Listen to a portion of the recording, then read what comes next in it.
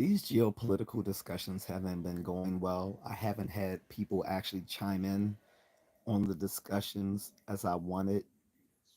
Particularly, I wanted people from those regions of the world, even if they're not living there, but say they're living in the West somewhere, to chime in and give their opinions.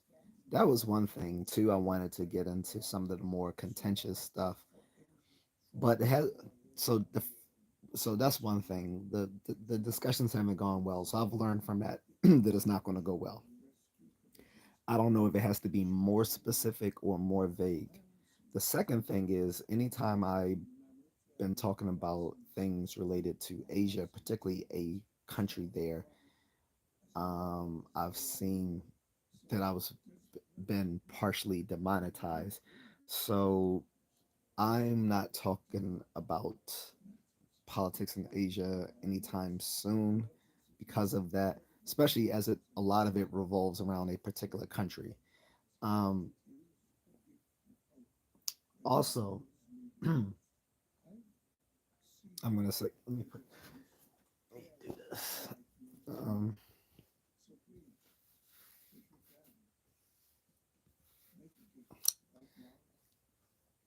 Also, uh, like I said, I'm not gonna. So this is this is likely the last geopolitics discussion that I do for this ongoing 2 weeks that I've been doing it. Now, if this one goes well and it gets monetized, then I'm gonna do another one. But I'm fully prepared that this may be the last one. So if you see it in the headlines, it says Geopolitics Finale, the African continent. So that's where I'm at with this right now. But if it goes well, we'll see. Lorenzo says, "Hey, I'm new. What's up, Lorenzo?" Um, so, like I said, I spoke about Asia a few times, and even though I brought up stuff that was factual, it got dinged, and I understand why. But I'm not going to go into it again.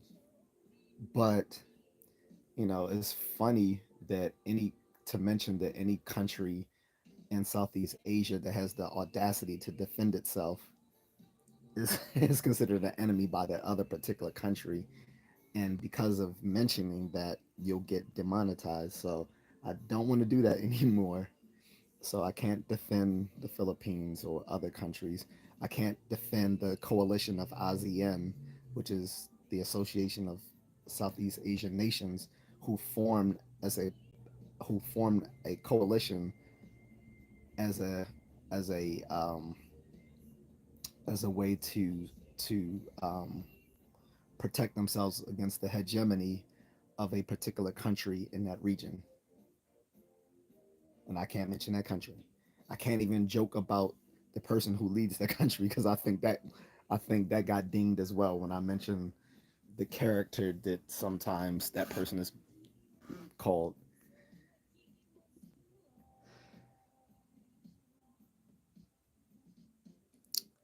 Um, Laura says, "Hi, how was your day?" It's fine. As soon as I get off my live stream, I'm gonna do a late evening run. Teva Kwai says, "Go Terps." Yes, sir. Are you from Maryland, or did you go to the school to the University of Maryland? But yes, go Terps all day. So in any case, I'm not talking about Asia anymore. So if people want to talk about Asia, you can do so within the chat room, but I won't respond to it unless it's a super chat because I'm going to get demonetized. My last few geopolitics discussions and even my Ask Me Anything where I mentioned Asia got demonetized because I spoke about a particular country. Like merely like I not only mention the country, but if I spell out its letters or I mention the leader, and I haven't even used the actual name of the leader, but I use the nickname that's given to that leader. So any of that stuff will have me have my video partially demonetized. which makes it pointless in making a video if it won't get monetized because unless I'm receiving super chats from you guys and likes and subs, then the video was literally a waste of time. So when I don't get subs and likes or super chats, I rely on the ad revenue for when I upload these live streams once I've once they finish airing. Oh, you said my son did so for engineering. That's what's up. What? That's cool, man. I I thought about engineering, but I had no interest in it whatsoever. So I was like, yeah, like not that I'm not interested in STEM majors. I definitely am. I would have done comp. I would have done comp science there, but computer science there is very competitive in the home of the Terps. Like the first class is like a weed out class. So I was like, I don't know about that. But engineering definitely wasn't for me. So I know he's doing well if he finished there. I know it. I know at least at Maryland, like that it was an average of 5 years it took to finish the degree, which meant it was competitive. And unfortunately, a lot of my friends who were engineering switched to something easier like GIS or whatever.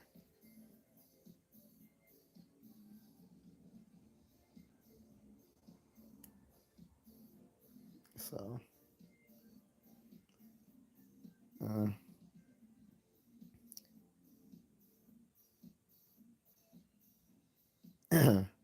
so I have a troll say, "Dude, I'm black, but you're black as shit." No, I'm not. You can look at my complexion. I'm not. I'm medium brown. Like I'm not.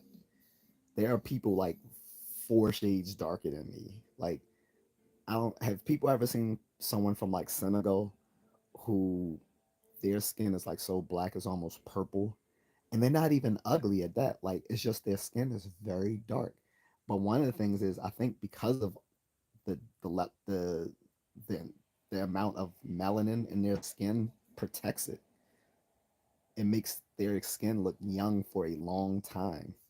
You know what I'm saying? So yeah, I'm not dark as SHIT. I wouldn't be mad if I was because either way I would look good. So, but because the dude was a troll, I just banned him. Oh, he said he is works for a defense contractor. Makes sense. Maryland gets a lot of government. One of the things at Maryland you can most easily get work in the federal government because all of them all of them come to Maryland each year to hire students. Like there's a whole I'm sure your son will tell you, like there's a career fair at Maryland every year just for like government and defense. Like most it would be like CI. And I'm not joking. It's like CIA, FBI, DIA, you know, all other members of the Defense Department, State Department, like so much hiring. Like I'm surprised I didn't end up with a state job, which even though I didn't, I was in the military at the time, so I almost did work for this, apply for a job at the State Department because my third major, yes, I was a triple major. I was a nerd. My triple major was linguistics, and one of my friends there was in the Air Force. He was like, "Yo," he's like, "With with your security clearance." But I think my security clearance had already ended by that time anyway. But he was like, with your security clearance and your background in linguistics, he said, you can apply for a job with the State Department, um, and their was it crypt? I don't think it was cryptography. It was something, but yeah. So definitely, if you want to work for government, University of Maryland is definitely a good place to get a head start.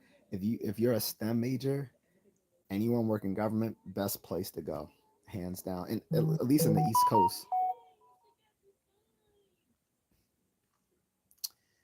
Um, Carl says hi. I'm a Mexican. Greetings from the fine art students. That's what's up. Are you're currently a student, Carl? Tyler says, yeah, the Clark School is highly rated. Yeah, well, trust me, I know. I know. Those folks make money. Uh,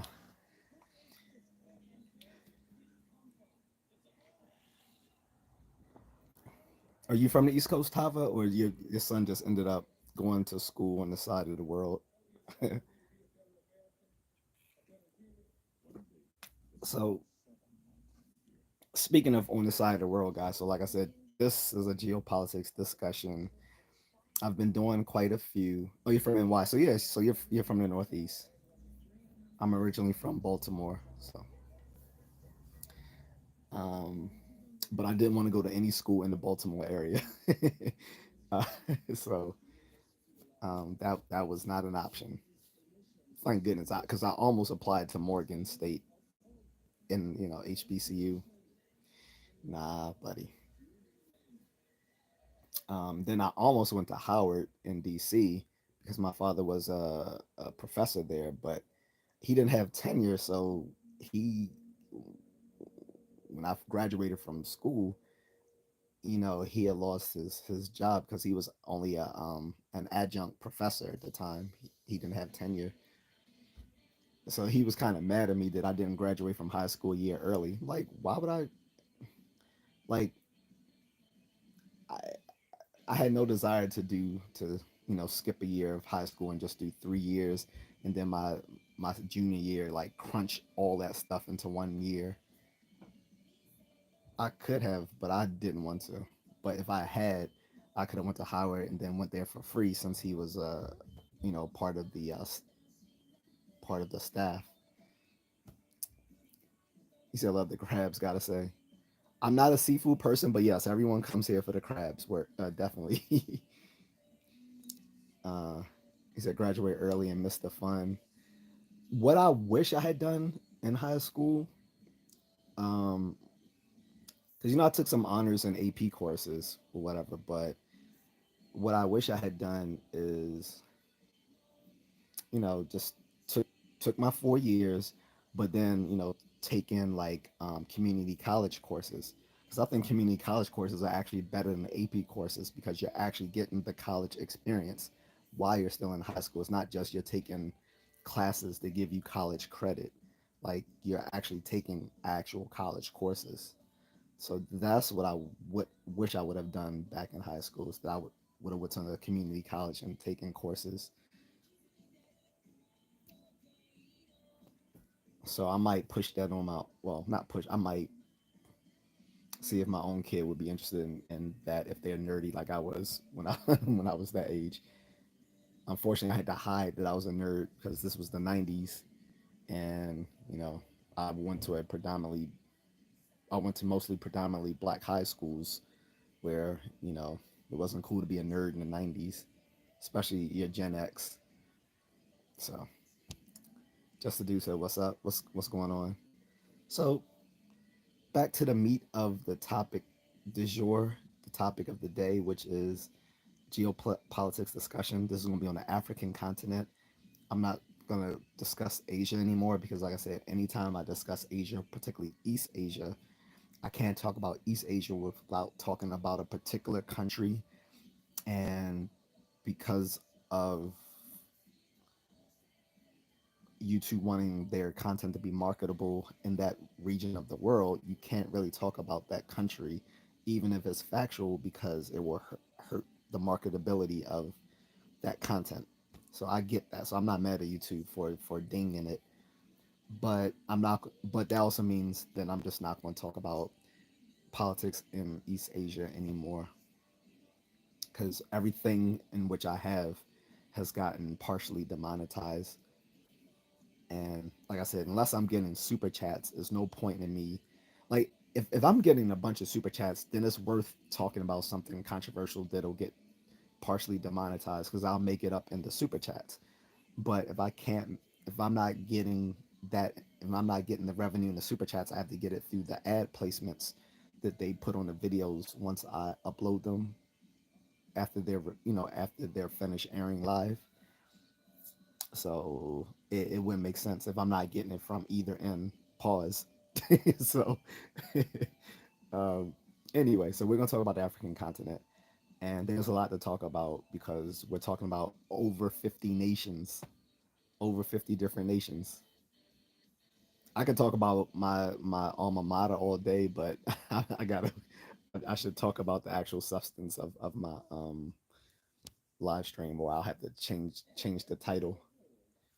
And if you guys don't notice, I'm playing like some Annie music in the back.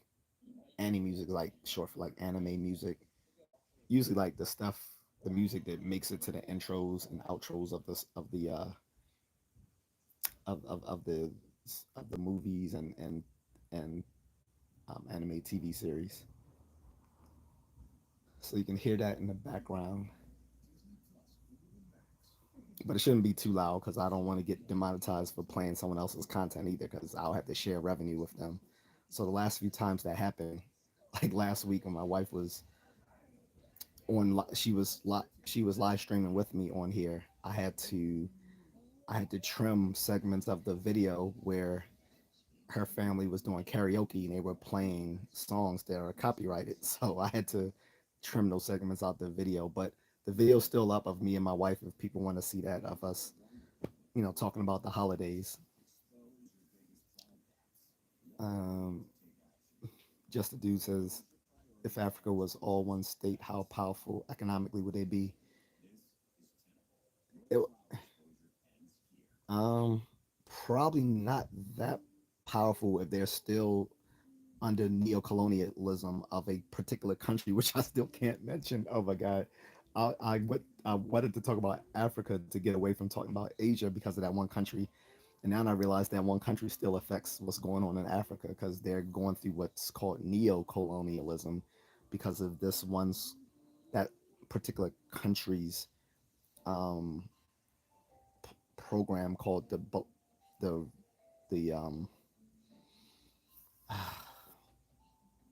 I don't want to talk about them anymore. Their road their what's it called, the Belts and Roads Initiative, and they've used it to put a lot of other foreign countries into their debt, and then when those countries can't pay the debt, they then um, ma- they then swoop in and take parts of the country from that sovereign nation because they can't pay for the debt that they've incurred working with that country through that Belts and Roads Initiative, or BRI. And like I said, just mentioning the Belts and Roads Initiative is probably going to get this dinged again. And if it is, this will be the last geopolitics discussion. And I'm just going to move on to some other stuff tomorrow. But but to answer just to do question, there is something right now called the African Union, which is almost every almost every nation in the continent of Africa except for three, I believe. There's only three that aren't a part of the African Union, which is out of like 52 nations or something like that, 55 nations, whatever. And the African Union even gives its own passport. So they have a super passport that allows you access to the entire African Union. So I I've been actually looking into how I could qualify for that. That would be a quite coveted passport. Um,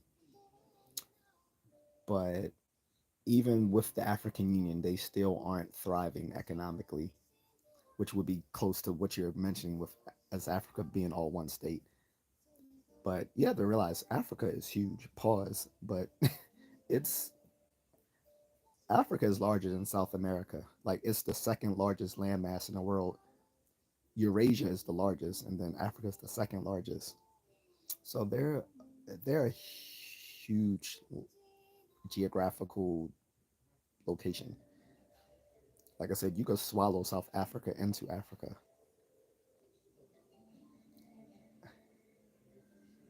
as well as North America. You said something similar to the EU, maybe. Like I said, the African Union. So they do have an African Union. It's just not too many people know about it because not too many people know about the news that goes on in Africa, other than like bad news, obviously. But there are some good things going on over there. But again, they're not thriving. Like say, the EU or Japan or something like that, right? So we should get into it. Um, I mean, where to start? I mean, you have all the way up in North Africa, which is an extension of the Middle East, which is, you know, Libya, Egypt, and the Sudan. That's still it's North Africa, but it's basically an extension of the, the Middle East, and many people consider it part of the Middle East, or generally just part of the Mediterranean. So you have them there, and they're got their issues, particularly with this fight going on with Israel over the Palestinians and all this sort of stuff. So you got that going on. Not to mention you had the Arab Spring of 2012, where a lot of these countries freed themselves of dictators, like in Libya and Egypt and Sudan. Sudan's broke into, Sudan became two separate countries, the Sudan and Southern Sudan, right? Um,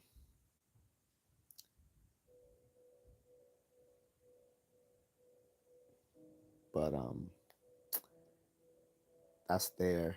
Um, then you have then you have other the other Saharan parts of North Africa, like Morocco, Mauritania, Senegal, places like that.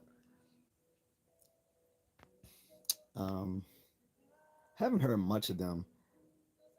What I will, my mother actually just came from Morocco 2 months ago, actually, so she enjoyed it. I know she went to the capital city, Marrakesh, I think, Marrakesh, but I don't know how much of the country she explored. She was there for over a week, I believe, like a week and a half or so, almost 2 weeks. Um, Mauritania, I haven't heard much of, but I'm not sure if I would ever want to go there because they just outlawed slavery there 20 less than 21 years ago. I'm serious. Like, slavery was legal in Mauritania up until 2003. So don't want to go there. And I mean, it's a pretty open secret that within North Africa, there's still a slave trade.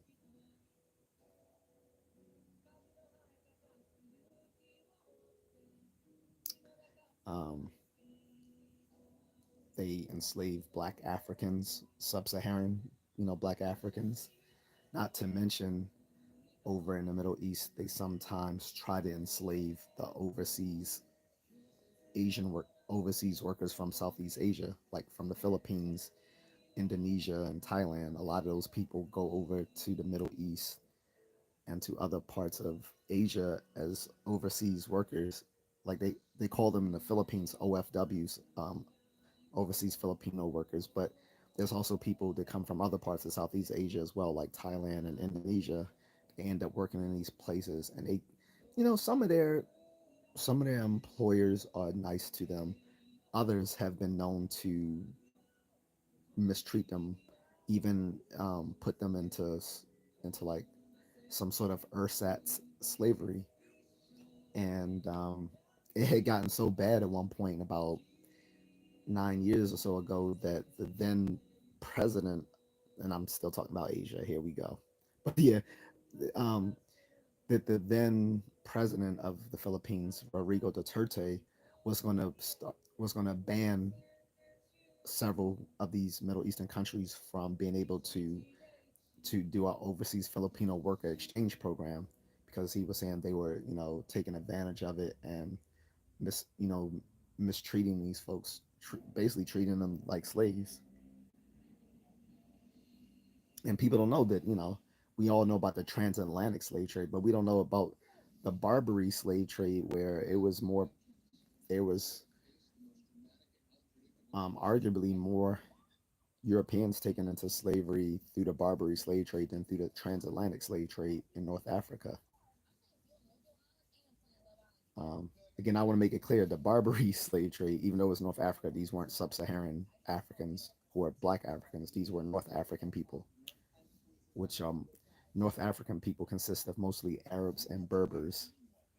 Okay, there are some black groups within Northern Africa, but the majority of them are Arabs and Berbers. That's why Myron Gaines from Fresh and Fit doesn't get to talk about black people because he's not black. He's from the Sudan. He he's Sudanese. They're fucking Arab. he he doesn't get to talk about black people, and he thinks he's white. But every time he goes into these little white supremacist uh, groups online, they always quickly shut him down. Be like, yeah, we don't want you here either. Like, there's like that's great. You support our agenda, but at the end of the day, once we get rid of all these non-white people, we want you gone too. They tell him that. Myron Gaines is just a fucking clown.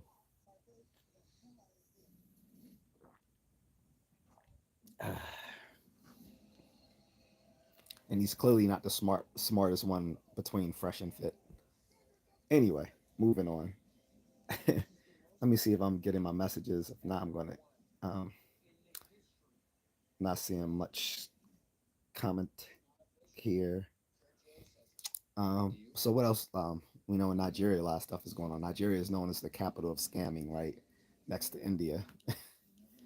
Um, there's a good Bollywood film. I mean, sorry, not Bolly, Nollywood film. Nolly. So Nigeria has its own Hollywood, so to speak. They call it Nollywood for Nigerian Hollywood, right? Nollywood. They have a movie that used to be on Netflix. I think it's still on there called Nigerian Prince, and it's a whole movie talking about a Nigerian American experience going over to Nigeria and staying there, and the scamming and all this sort of stuff. Like he gets caught up in it as soon as he arrives in Lagos, which I believe is the capital of Nigeria. Like they were literally like trying to scam him in the airport, and he's Nigerian, so it has made me not want to go there. And of course, there's this cultural division between Black Americans and Black Africans. Um, so on the one hand, they always say they want us to come there or whatever, but like there's not much. There hasn't been many financial incentives set up there to make us want to go there where we can expat in other places.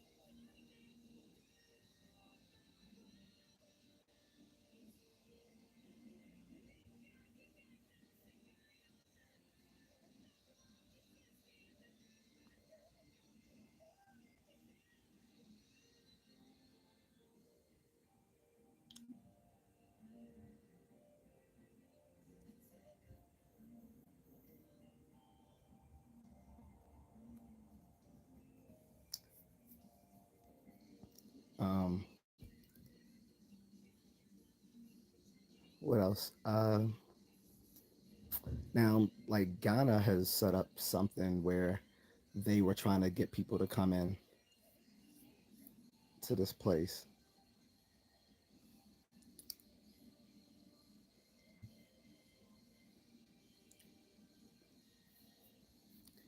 and they had some incentives set up, but it's mostly for like upper tier Black Americans to move to Ghana, but then they were still facing some difficulties there. So it's like you're not really gonna and convince a lot of Black Americans to expatriate to Africa if you don't have incentives set up for them. So like I said, I get this and coming they inviting us there saying, hey, come back to your motherland, blah blah blah blah blah. Which I mean, it's not really our motherland anyway. We've been in this country for over 400 years now. This is America is our motherland. That's why a lot of us now, of who are Black Americans now, just have been using the term FBA or Foundational Black American to describe our lineage here in America, because there's really no cultural connection anymore to anywhere in the continent of Africa, and the countries from which we originally came, or our ancestors originally came, were from mostly West and Central Africa.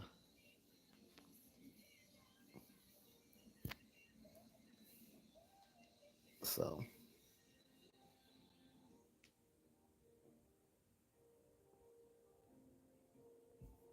um, but that's another issue.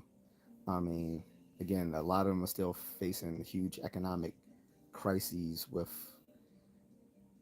the poverty going on there, which is, you think would be weird because of the abundance of natural resources, and all these countries are sovereign now. They're not under the colonial edicts of Europe anymore, but a lot of them are still heavily dependent on Europe for their sustenance, like through the World Bank and the and what's it called, the international,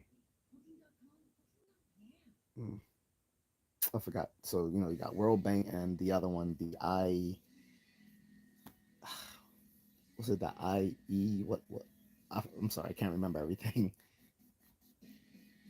And then, like I said, then you also have that other country with their Belts and Road Initiative, making a lot of inroads, so to speak, in a lot of African nations where you have a complete foreign nation like running aspects of your country. So that's crazy. Again, I can't mention that country because that's the whole reason I stopped talking about Asia in my geopolitics discussions, because if I mention that nation, partially demonetized.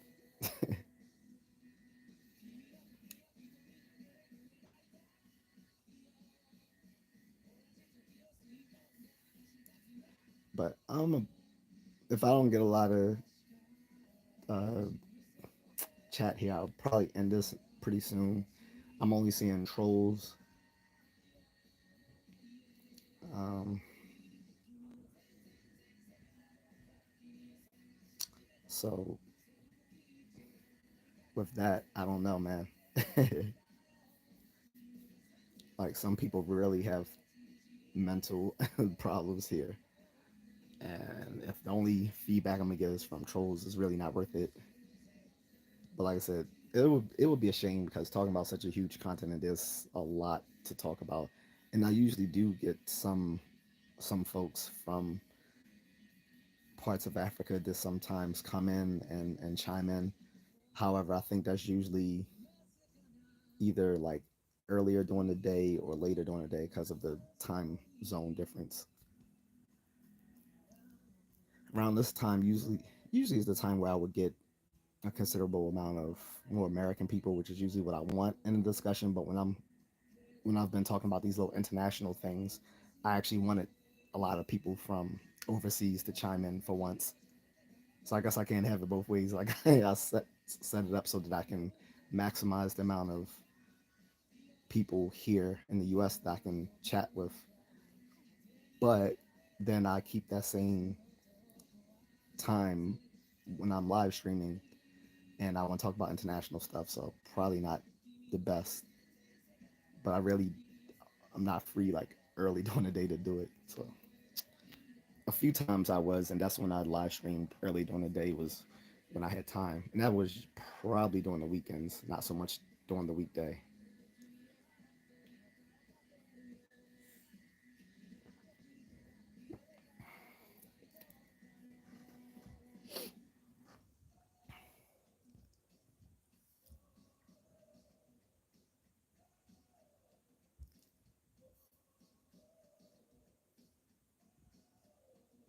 What I think I should do, I should probably start doing PC live streams, so that way, instead of just banning usernames, I can just ban IP addresses. That would be so much better if I can just ban entire IP addresses, which means the person cannot come back at all, no matter what, how many times they change their usernames. I had people troll, the channels by coming back under usernames, and like it was a few individuals who were so disturbed they came back like 10, 20 times, literally 10, 20 times under different usernames to just keep trolling, when it's just like, hey, don't really want your input anymore. Why don't you move on?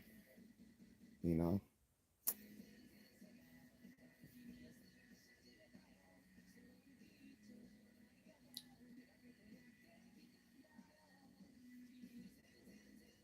But in any case, don't really see too much. Let me change my chat filters.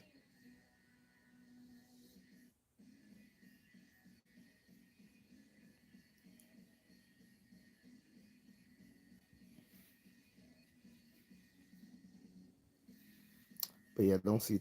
Yeah, not really seeing too much here active. Like I see 4 people active here. Um, but again, because I'm not getting too much playback, I mean, or feedback rather. We can end it here because, like I said, if the geopolitics discussions aren't going to gather a lot of people to talk, and if they're going to be partly demonetized, if I mention a particular country, even in passing, it's probably just not worth the discussion because either I get the monetization through the super chats, or I get them later through the ad revenue. So if I'm not getting either, um, not really a useful, not really a useful conversation, unfortunately. Like I said, it's a shame because I like to discuss those sort of things. That's why sometimes the ask me anything format is great because people can just ask anything and then we can just talk about it. But um, I don't want to do those every day because then there would just be no substance to these live streams if every day was an ask me anything format. So I restrict that to usually just once or twice a week.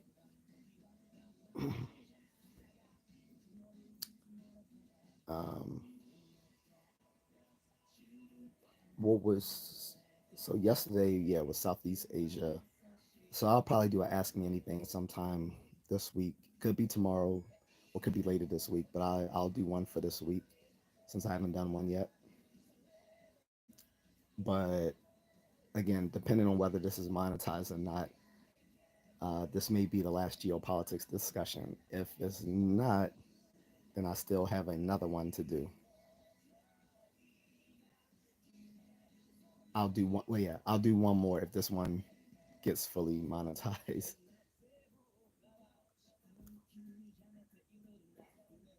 And I don't know a priori whether that's going to happen or not. So, so I'm not just continuously talking into the ether. I'm going to end this, guys, unless anyone has any um, last questions or comments germane to the topic, of course. If it's not germane to the topic, then you get to save it for another day, or you can ask me, just ask me in a super chat format. That way I can get right to it. So I'll give it a minute, and then if not, we're going to end this discussion. Because, like I said, the geopolitics discussion wasn't that great. The paranormal one was actually did better 2 weeks ago.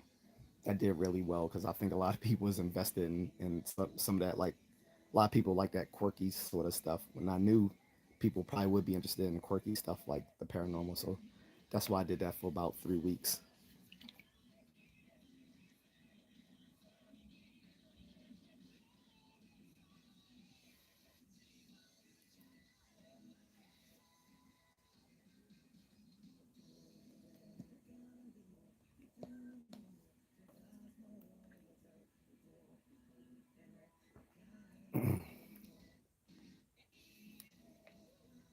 But yeah, doesn't look like I'm getting anything. And sometimes it can also sometimes also be an artifice of the live stream because sometimes I'll have people sending me stuff and they be like, hey, and they get frustrated because they're sending me stuff and they're thinking I'm ignoring it, not knowing I can't even see it on my end because of some glitch. And then I'll later, later I'll see and be like, oh, my bad. Like, I didn't know. Like, so people think I'm intentionally ignoring the chat room and I'm not. It's just I can't see it. But on this end, I'm pretty sure it's not a glitch. It's just there has been a lack of response. And that happens sometimes. sometimes the nature of these live streams. But like I said, if the only engagement I'm getting is from trolls, then it's not worth it because trolls don't drop money. I'm sure if trolls did drop money, people wouldn't mind trolls. They'd be like, "All right, troll as much as you want. Just drop those supers, just drop those super chats, and drop those jewels," which is a new way of um, sponsoring content creators. Are the jewels? You can see that on the screen in front of you. Unless you're watching this on replay. If you're watching this on replay, you're not going to see the designation where you can leave jewels. That's only open during the live stream. If you're watching this on replay, the only thing you'll see is where you can drop a super thanks. So I'll always take a super thanks because that can be given um, when those can be sent to me on a replay, whereas the super thanks or the super stickers are given as, only during the live stream itself. But the super thanks can be done at any time after the recording of the video. And as well, the jewels can only be given during the live stream. And the particular jewels they give for vertical live streams are called gems.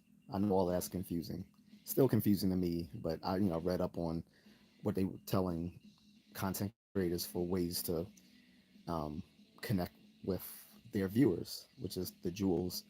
So I think the gems is just for vertical live streams, and then there's another way utilize the jewels to support your content creators in the PC live streams. Like I said, I'm looking forward to doing a PC live stream again. I haven't done one in a while. The very first live stream I did was a PC live stream with someone, but I wasn't monetized at the time yet, so it was just us talking, and then we just uploaded it afterwards. So next time I do a PC live stream, I look forward to it because that way I can actually further screen trolls so they can no longer come back under different under different usernames to troll and attack people. So that being said, I'm gonna go. If people have any other like comments or questions they wanted to talk about germane to like African politics and what's going on the continent of Africa, no matter what part, North Africa, West Africa, East Africa, South Africa, Madagascar, wherever, we can talk about that. Also, with folks, has caught you a few times, although this is my first time saying hello. Yeah, no, you've been on before. I remember we chatted before. But what's going on? I'm actually about to end the stream just because there hasn't been too many people replying, so it didn't make sense to keep talking into the ether if I wasn't gonna get any response. Like the only responses I got was from a few trolls. So I just assumed people weren't interested in the discussion once they saw the title, which is fine.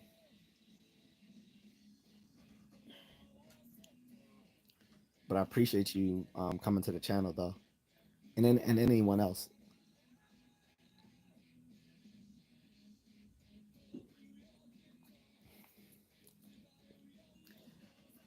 One thing I do think people will look forward to is me putting up more travel content,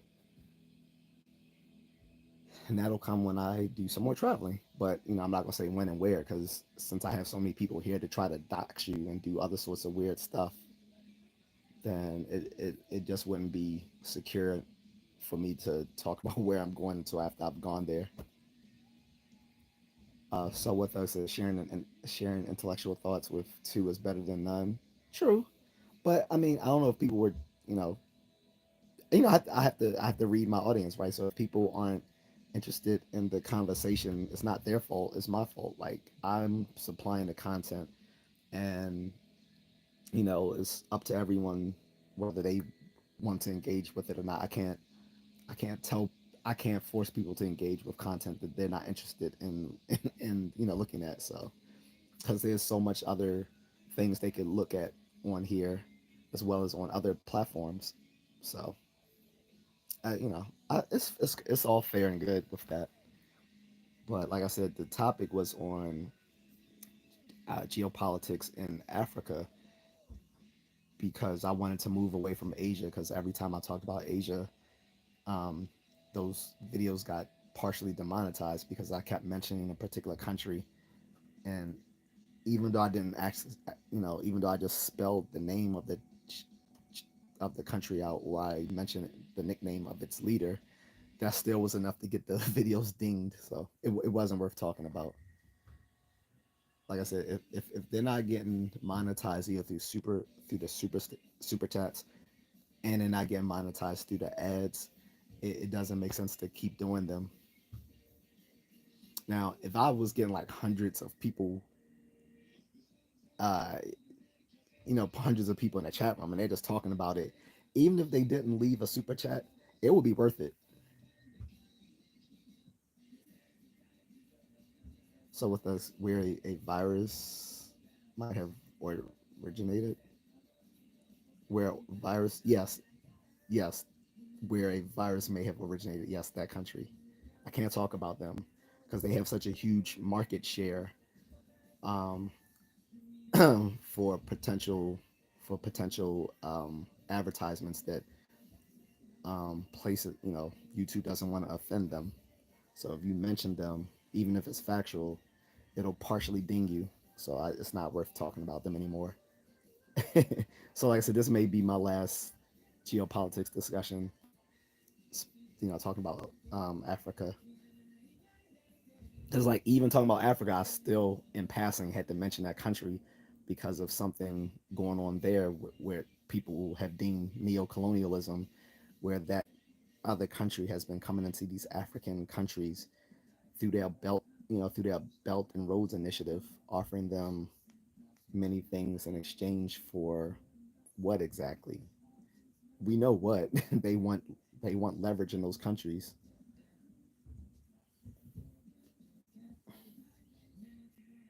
And so yeah, they offer to help build their infrastructure and stuff like that, but in exchange, they want a little bit of that country. So,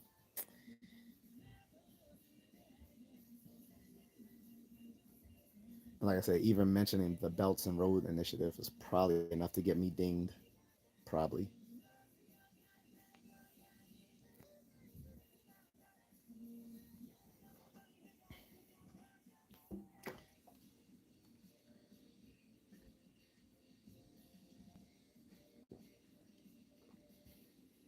Speaking of that virus, it's funny that you can't even mention where it's from, although they had no problem talking about the African swine flu. They no one had a problem with that. But if you mention where that particular C-19 virus came from, oh, that's a problem, right? So, mm-mm. It's like, mind you, the swine flu, that African swine flu, you're basically talking about an entire continent with like 55 nations, whereas the other virus was from one particular country and one particular province in that country for which it was named, and they had a problem with that. That was racist to mention the province of where it originated, but you can impugn an entire continent with the swine flu. That's crazy, right? Uh, Saltwater says they're also grabbing so much land throughout Sierra Leone and other countries in that general region. Yeah, that's what I'm saying. This is what people have been talking about as far as the neo-colonialism of Africa. Like now, they've shed they've shed the the blatant colonialism of Europe after every country went sovereign by the early 70s. But now, with them being in economic distress, like they've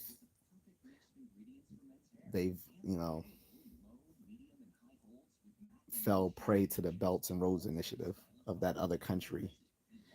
And Thomas Sowell mentions some of the reasons that these countries are impoverished has nothing to do with the colonialism. If anything, they fared better under colonialism. One of the reasons. that these countries are doing so poorly is how they're run. Many of them are socialist countries. Um, you look at some of the leadership there; it's very bad. This is why, like Russia, and no, like, and Thomas Sowell mentions also in passing, like Russia should be a wealthy ass nation with the resources it has: oil, diamonds. Like most industrial grade diamonds come from Russia. Matter of fact, the De Beers company actually had to pay the Soviet Union at one point not to release all their diamonds into the market because it would crash the diamond industry. Um, but um, they have they have so many natural resources in Russia. It should be one of the wealthiest nations in the world. Instead, it's continuously impoverished from the time of the Middle Ages to now because of its leadership. Like one thing socialism will do is it will destroy a country's ability to grow economically. Look at Venezuela. Venezuela is a huge oil like uh, oil producing country, but they're poor as dirt, and they're currently releasing all their prisoners to come here to the U.S. and which many of them are a prison gang called Trenda Aragua. But um, a lot of these African nations are socialists. They have these they have these corrupt pol- pol- uh, politicians running the governments. It's ridiculous, and it makes them prey to this the Belts and Roads initiative of that particular country to take over. So it's just Thomas Sowell with an inspiration, refreshing to hear him being referenced. Oh, I mention Thomas Sowell all the time. Not that I agree with everything that Thomas Sowell says, but when he makes a good argument, he makes a good argument. Like there's people on the left who respect Thomas Sowell, like people like Steven Pinker, stuff like that. Um, but yeah, a lot of the poverty and lower social status that Africans find them in is be is because of their politics. It has nothing to do with you know Europe trying to suppress them or their financial debt to the to like the World Bank and or to the IMF, the International Monetary Fund. That was the word I was trying to find earlier. Um, yeah, it's not just they owe debt to the IMF and to the World Bank. They run their countries poorly, and they've often kicked out foreigners who were making the countries better. So Kenya and Uganda used to have sizable um, amounts of Indian people living in the country, and then they kicked them all out because they thought that the Indian becoming like uh, becoming into the prominent middle class through being like basically like bankers and brokers and stuff like that. Um, people always hate the financial middlemen, whether it's the Indians in Africa, the people from that country I can't mention in parts of Southeast Asia, or Jewish people in Europe, and so forth and so on. Like people hate people who rise prominently in a society through being the financial middlemen. And Indians had provided their role in Kenya and Uganda, and because of that, the black Africans were envious of them. And when they expelled, when those countries became sovereign nations, no longer part of Europe, no longer European colonies, they ended up kicking out these Indian people too. And when they did, Kenya and Uganda suffered as a result economically. So what it says, yeah, I think Venezuela is the second or third top crude producer in the world. He said, don't quote me on that, but I'm pretty sure it's close to accurate. I think they're like the, yeah, I think you're right. I don't think they're the second. They may be the third or the fourth. But again, that's a lot. Like Venezuela can rival OPEC. OPEC is actually a whole association of Middle Eastern countries that produce oil, crude oil or whatever, and the natural, natural gases. And it's like it should be a wealthy nation. So should Russia. Russia produces natural gas, oil, diamonds, and precious um, precious metals and minerals. They they should be a very wealthy nation. But when you subscribe to um, socialist socialism and central, um, instead of using a market economy, you have a centrally planned economy. It they don't work. Like we know, just real life tests show that socialism and centrally planned economies don't work. And then these socialist countries tend to invite more corrupt people into their ranks, because usually the only way you can rise in a socialist country is through joining the socialist parties that run those countries, and they take advantage of it. Whereas in a capitalist country, you can at least rise up and become wealthy as as a as someone who works in the private sector. You don't have to go into the public sector to get wealthy. If anything, you're not supposed to go into the public sector to become wealthy. The fact that you will go into the sector because you know it's going to make you wealthy is a problem in itself, right? So what it says, what was the cartel gang that you mentioned coming out of Venezuela? I had never actually heard of the name you mentioned. Tren de Aragua, and I think I'm saying the last part of it last correctly. They were a prison gang, and they're now all over the United States. How was a prison gang now infiltrating different sectors of the United States? Like people remember during the summer, and people that they had taken over an apartment complex in a part of in a city in Colorado, and all these liberals and people from the Democratic Party say it was a lie. There was actual video footage of these people holding up people living in that complex with guns. And now, like, we see them, they're in Manhattan, they're in DC, they are all over the United States. They were a prison gang. How is a prison gang operating not only on the streets, but on the streets of the United States if they were fundamentally a prison gang from a country thousands of miles away?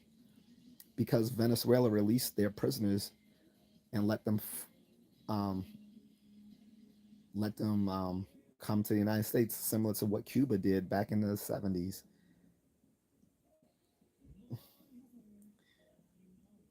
when Cuba um, empty their empty their jails and let those people come over here and through Florida and cause a lot of mayhem. But yeah, Tren de Aragua, you can look that up. Um, there's no reason a prison gang from a country thousands of miles away should be causing problems here in the United States, other than it was intentional. They wanted to get rid of their problem so that we have to deal with it. So send them all back, deport them, and if the country doesn't take them back, then put them on 100% tariffs, like the like Trump is threatening to do. No, not MS-13 been here longer. No, they're another problem. We had MS-13 problems since the early 2000s, since like the mid 90s. MS-13 has been a problem. They're from El Salvador, and there's two groups actually. There's the MS-13 and the MS-15. I've asked them, like, I've had friends, like, we were talking to people who are members, and they don't even know the difference between MS-13 and MS-15.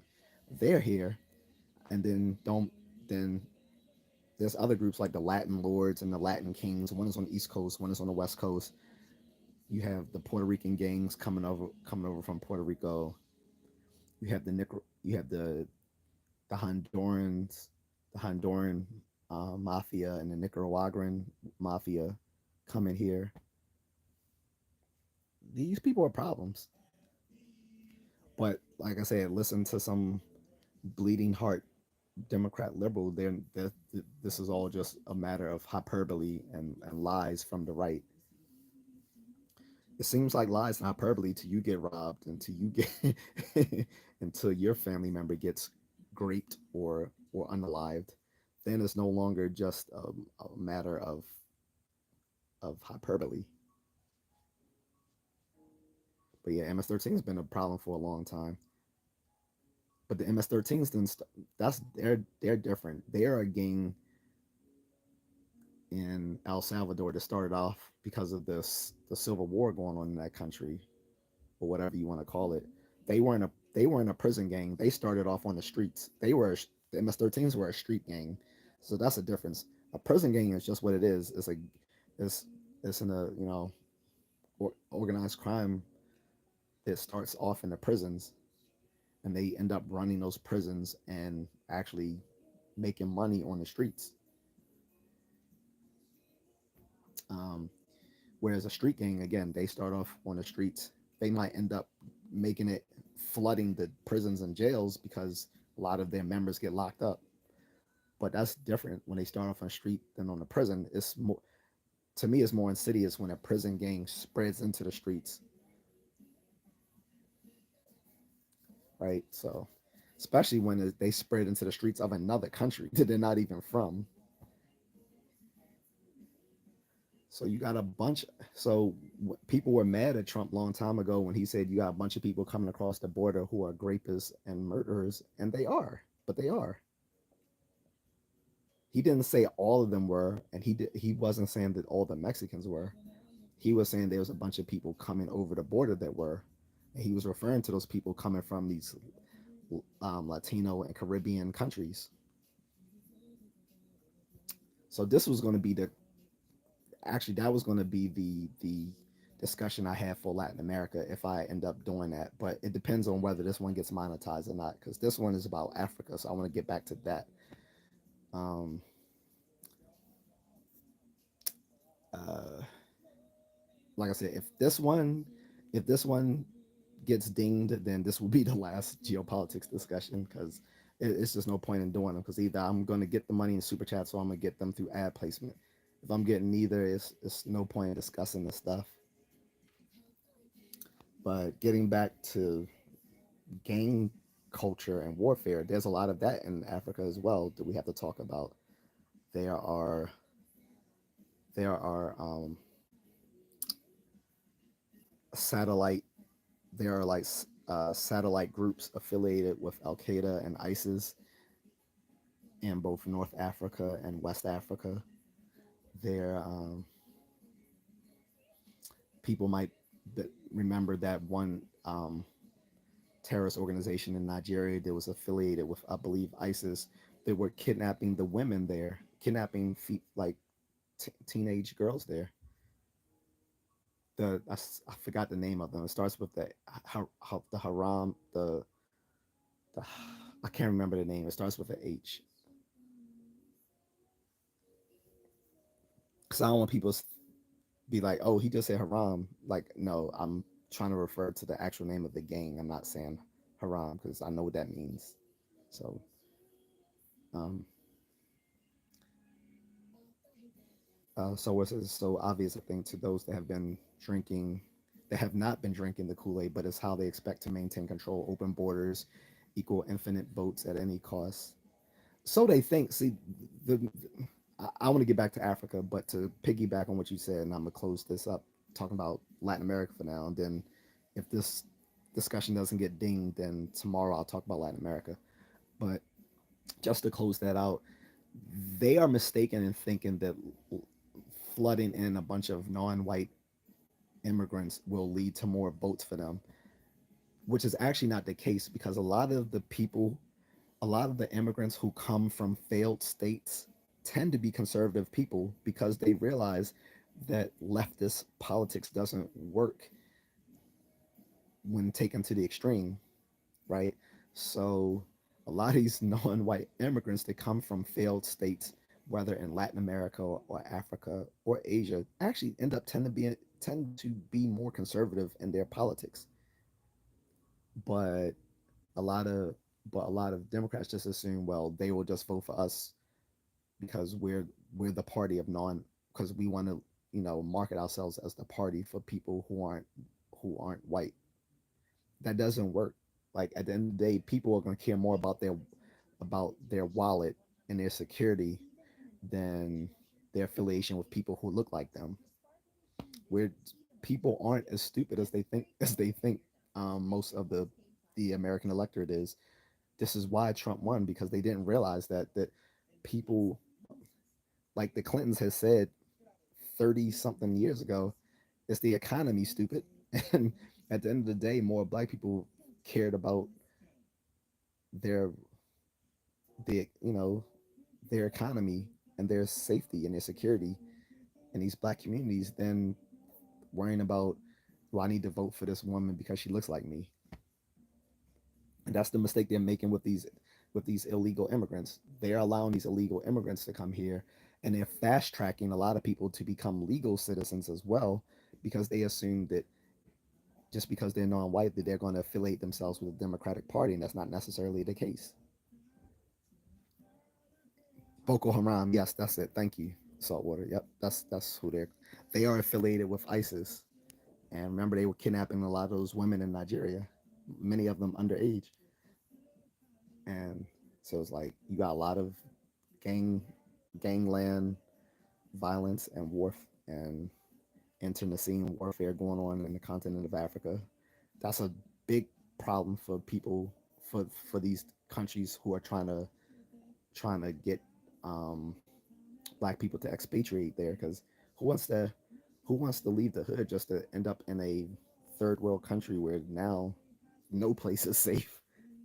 At least out the hood, you can make it out the hood and go to like the suburbs and be good. But what if you expatriate to another country thinking, oh, my money's gonna go much further here in this country, just to realize that now you gotta worry about extremely corrupt police, not to mention places that can go from being a stable nation one minute to a failed state the next. It's sometimes not really worth it. Um, so it says the end justifies the means. Yeah, he said, "Yeah, sorry, I didn't mean to cause you to swerve your content. No, you're good. You're good." But yeah, man, yeah, like I said, you got Al Qaeda and ISIS in North Africa and West and parts of West Africa. You got satellites of them in parts of West Africa and Central Africa, like Boko Haram. You got a bunch of failed states. Then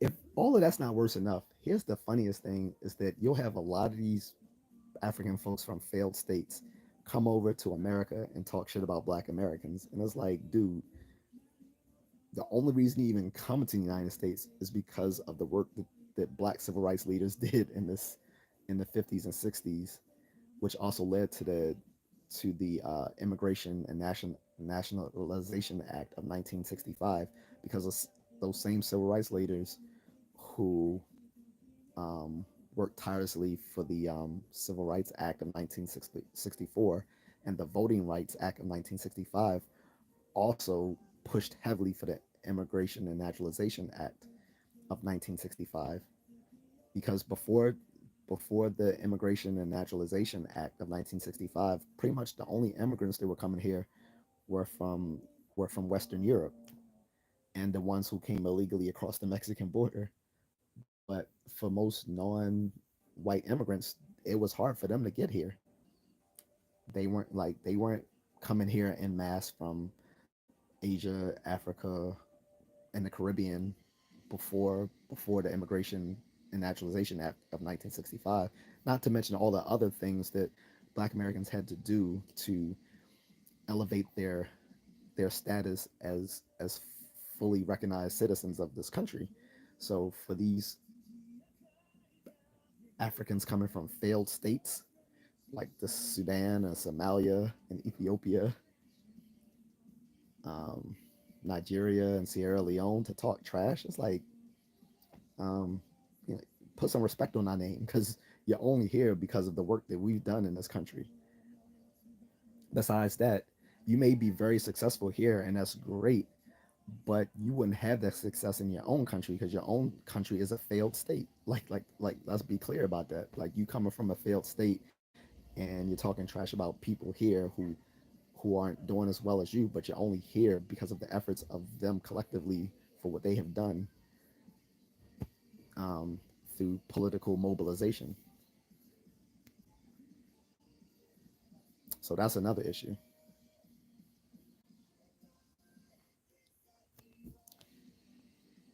But I don't, you know, I think I'm commanding way too much of this conversation. Um, I see people coming in and out of the chat room, uh, but you know, like I said, I wasn't sure whether how well this would go because Africa is not isn't the sexiest place to talk about when it comes to politics right now, especially when you're talking about 55 different nations. So, and so many parts of the country can be completely different from the other. It's not just one dark continent, as they used to call it, um, which, by the way, was called the dark continent at the time just because there weren't many places that had written language before the introduction through colonization, except for the parts of North Africa that had brought in their education, through the Muslim scholars. But the other parts of sub-Saharan Africa that wasn't touched by the spread of Islam tended to be more in the dark, so to speak. Not to mention they didn't have culture and commerce and all those other things, but there was no there was no written language to record their deeds.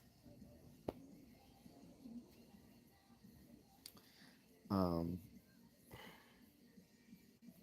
but that's a tangent. Getting back to what I was saying, like I realized this may not be the sexiest conversation, but I had to steer away from Asia, which I think was probably the most talking about different aspects of Asia. I think would have been the most exciting outside of Europe. But I've already talked about Europe, and like I said, I can't talk about Asia because it's going to keep going back to that one country where a certain virus started, and because of that, I'll get dinged. Like I said, even in the last few days when I didn't even say the name, I just spelled out the name of the country or I mentioned its leader's nickname. Still a huge problem. Um, so I'm gonna leave it there. So what a thug. Unless you had any other comments or questions before I bounce, or anyone else as well. But also people watching this on replay can leave me comments as well.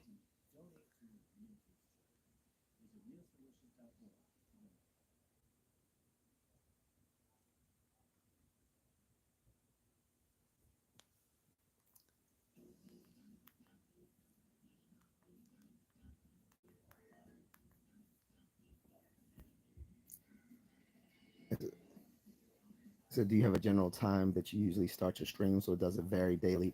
It does vary. I try to do it in the late evening because that seems to be the best time to find people. Because um, if I do it early during the day, I'm only going to get, well, first of all, I'm usually working during the day or busy. Um, and when I do, it's mostly people from overseas that I get. Now that would be great for my for these international conversations to do them early during the day where I can get people from overseas to talk. But again, I'm usually busy during that time of the day. But most of my other live streams are usually about things more germane to American concerns. So it really doesn't make sense to have those live streams early during the day. So I try to do them later during the evening where I'll get usually the most engagement from people here in the States. And then if I try to do them too late, like going towards 11, 12 o'clock, it seems to be mostly trolls as opposed to like actual like civil engagement with other people. So it's like it's really it's really testy. Like I try to do it around 9, 10 p.m. So what says I'm Eastern time zone, so it's 9 p.m. for me right now. And are you close to this? Yeah, I'm in Eastern time zone too, Eastern Standard Time. But like I said, it this is usually the time I would start my streams around this time, around 9 or 10 p.m. So it depends. I tried to do a little bit early now because I was going to go out and do a late night workout. Um, since I had just eaten, so I was going to let that settle, then go work out. But yeah, usually it's usually around somewhere between 9 and 11 p.m. around there. I would try to make a specific time, but I can't. Even if I do a specific time, I can't always ensure that people will show up at that time. So it's usually always going to be in the late evening. Then a few times I have done them early during the day, and they were worked out really well. But that was like on a Sunday, like on a Sunday or Saturday. Sometimes I've done them really early, like around the afternoon. Uh, so what's it? My friend streams, and if he's got a less than ideal audience or a really small audience, he'll end the stream for a few moments and then restart it. It seems to reset the algorithm somehow.